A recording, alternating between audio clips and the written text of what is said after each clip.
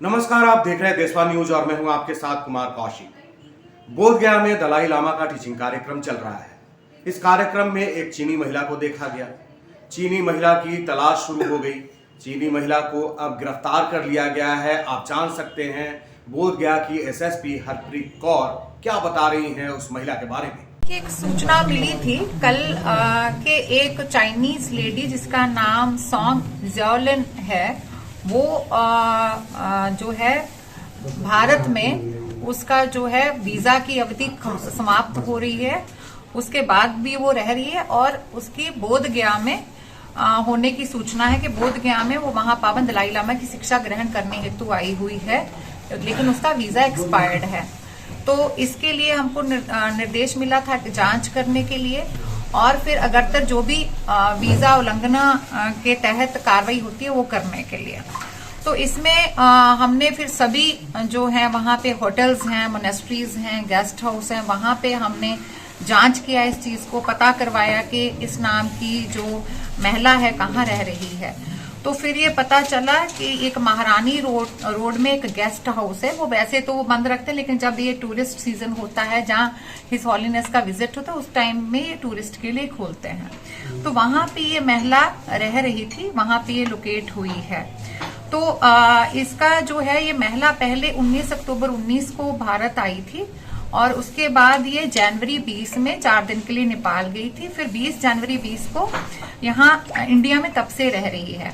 तो इस पूछताछ में जो इसने बताया है कि जब हिज हॉलीनेस जनवरी 20 में यहाँ पे थे, उस टाइम पे भी ये उनकी टीचिंग्स लेने के लिए यहाँ आई थी 2-3 दिन के लिए। और अभी क्योंकि वीजा की वायलेशन किया है, इसमें क्या है कि एक स्ट्रेच में एक बार 90 ही दिन जो है वो रहने का प्रावधान है।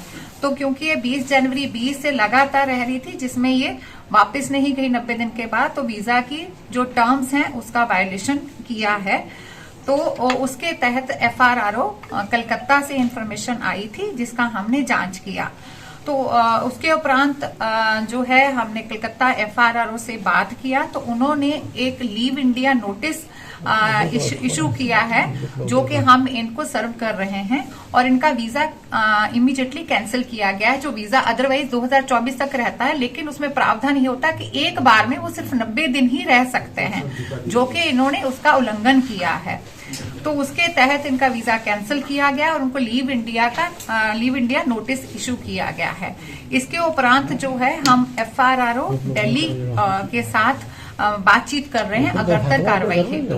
तो अभी इनका जो है जांच किया गया है, हमारी विभिन्न एजेंसीज हैं वो भी पूछताछ की हैं, इनका रूम का भी सर्च हुआ है।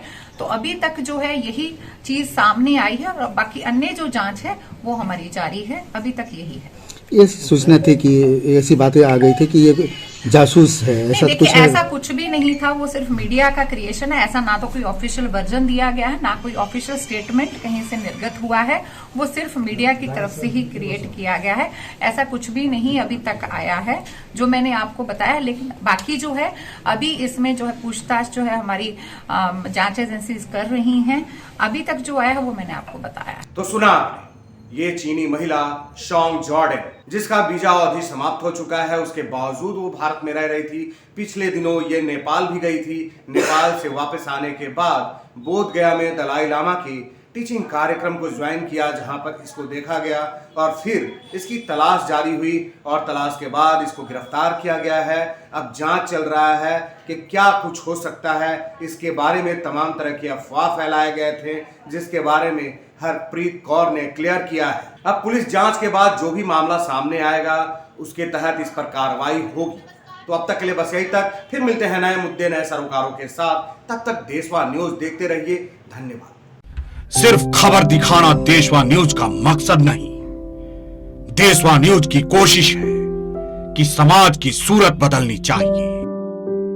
देशवा न्यूज पर वीडियो देखने के लिए लाइक करें, सब्सक्राइब करें, साथ ही बेल आइकन दबाना न भूलें।